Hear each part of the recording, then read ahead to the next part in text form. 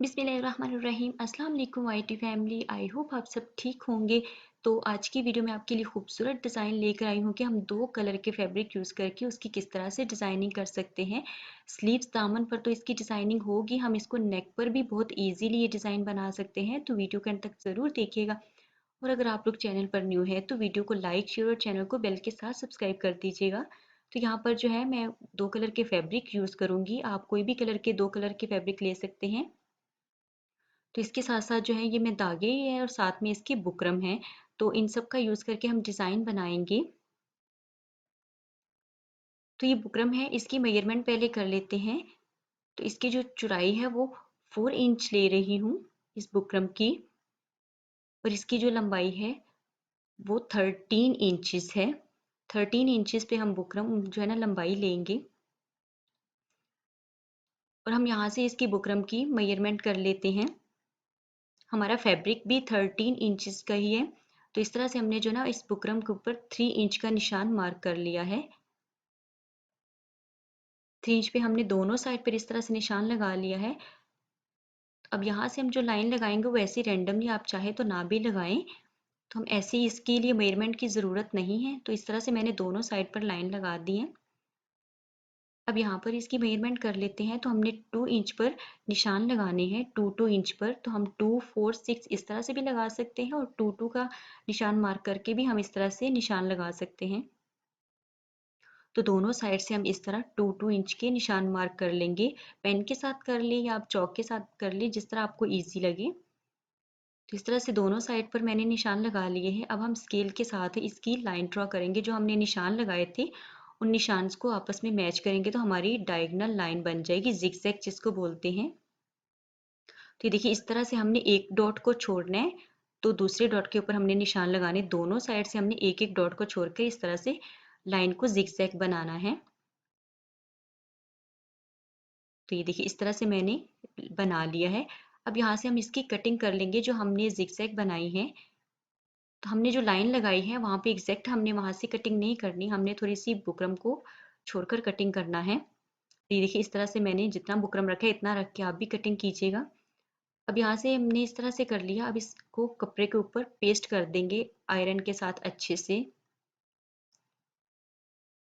तो ये देखिए, इस तरह से मैंने इसको पेस्ट कर लिया है। अब यहाँ पर जो है ना, हमने बॉबिन में पहले ही धागा भर लिया है और मैं ये वाला धागा यूज़ कर रही हूँ। ये मार्केट से बहुत इजीली अवेलेबल होता है। अब बॉबिन में डालने से पहले हम यहाँ से इसको पेच है वो इसको लूज करेंगे। इससे ये कि हमारा जो धागा है वो इजीली इस तरह से बाहर आ जाता है, खिंचाव नहीं होता। अब इस फैब्रिक के ऊपर हम इसकी डिज़ाइनिंग करेंगे। तो हमने जो लाइन लगाई है उस लाइन के ऊपर हमने फर्स्ट सिलाई लगानी है। हमने बुकरम की बैक साइड से सिलाई को लगाना है। तो जिस तरह से हमने लाइन ड्रॉ की है उसी तरह से हमने अपनी सिलाई मशीन को रखना है और इस तरह हमने इसकी सिलाई लगा देनी है। तो इससे हमारी एग्जैक्ट वही शेप आती है जिगजैग में और बहुत ही प्यारा इजीली बना सकते हैं।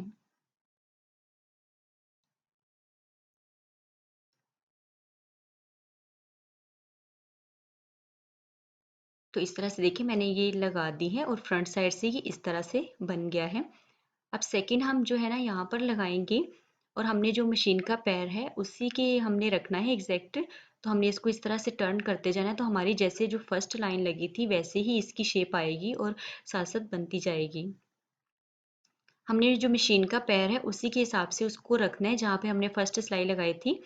तो उसके साथ रखकर हम इसको सिलाई करते जाएंगे तो हमारी सीधी बिल्कुल लाइन आएगी। आप चाहे तो इन लाइंस को इस तरह से लगा भी सकते हैं तो फिर सिलाई कर सकते हैं। तो मैं इस तरह से ये लगा ली और थर्ड भी हम ऐसे ही सेम करेंगे। हमने मशीन के पैर को उस सिलाई के पास रखना है और सीधी हमारी सिलाई आती जाएगी। इस तरह से हम इसको सिलाई कर लेंगे।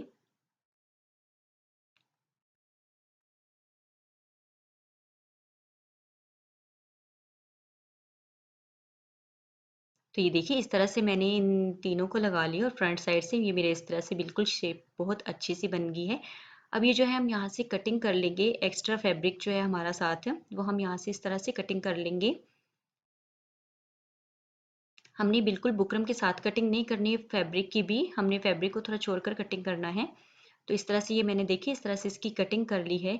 अब जो है ना, हम यहाँ पर इसके छोटे छोटे से वो देंगे कट जिसको बोलते हैं। इससे ये है कि हमारा फैब्रिक बहुत इजीली बैठ जाता है। तो हम इस तरह से इसकी जहाँ पे हमने ये शेप बनाई है ना, वैसे ही हम शेप में इसके सारे कट्स दे देंगे सीजर के साथ। इससे हमारी बहुत इजीली फैब्रिक बैठ जाता है और आयरन बहुत अच्छे से होता है। अब हम यहाँ से इसको आयरन करके टर्न कर देंगे। आयरन के साथ भी हम इस तरह से फैब्रिक को टर्न कर सकते हैं। आप चाहे तो गम लगाकर इसको इस तरह से पेस्ट भी कर सकते हैं। तो ये देखिए आयरन से बहुत अच्छे से बैठ जाता है इस तरह फैब्रिक। तो इस तरह से हम इसकी शेप बनाएंगे और इसको इस तरह से टर्न कर देंगे।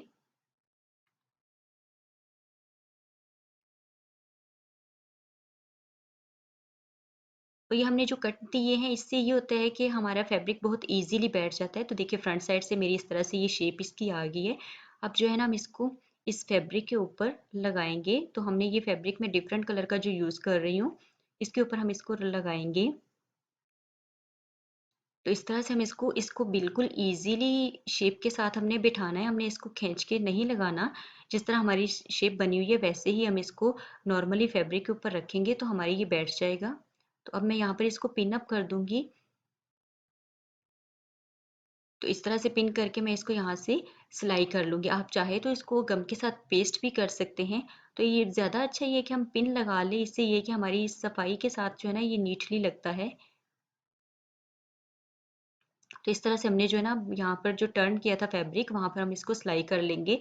तो बहुत ईजीली हमारा सिलाई हो जाता है। और ये डिज़ाइन हम जो है ना नेक पर बहुत ईजीली बना सकते हैं और बहुत ही प्यारा लगता है डिफरेंट कलर का फैब्रिक यूज़ करके।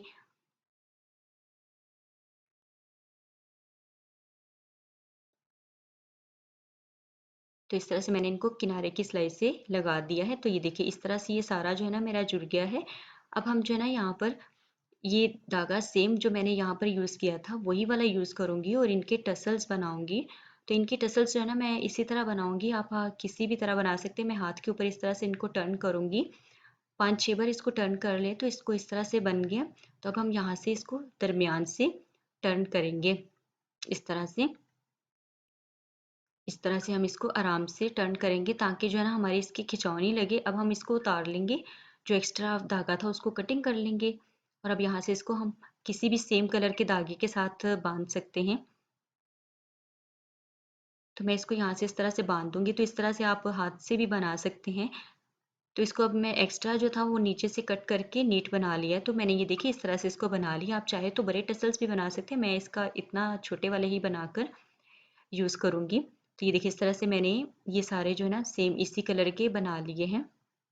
इसके साथ साथ जो है ना मैं यहाँ पर जो लगाने के लिए पल्स का यूज़ करूँगी। तो मैं ये वाले पल्स यूज़ कर रही हूँ मीडियम साइज़ में। तो सेम कलर का धागा लूँगी। तो इस तरह से हम पहले इसकी यहाँ पर रखेंगे नोक पर।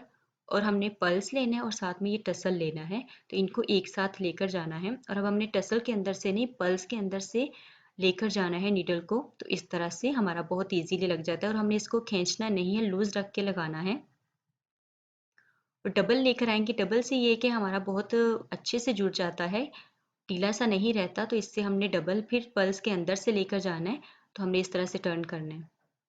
तो ये देखिए इस तरह से मैंने इसको लगा दिया है। सेकंड जो है मैं यहाँ पर लगाऊंगी। आप चाहे तो दो भी लगा सकते हैं इनके, जिस तरह आपको अच्छा लगे लगा सकते हैं। तो मैं यहाँ पर इसके लगाऊंगी। और इसको भी सेम ऐसे ही जो है ना पल्स के अंदर से लेकर जाएंगे और नीचे से इनको हमने खींच कर नहीं रखना, लूज करके रखेंगे। तो ये देखिए इस तरह से मैंने इनको लगा लिया है। अब हम दूसरे भी सेम यहाँ पर इस तरह से लगा लेंगे। तो ये देखिए ये सारे मैंने लगा लिए हैं और ये बहुत ही प्यारे लग रहे हैं। तो आप इस तरह से बहुत इजीली जो है ना इसकी डिज़ाइनिंग कर सकते हैं दो कलर के फैब्रिक यूज़ करके।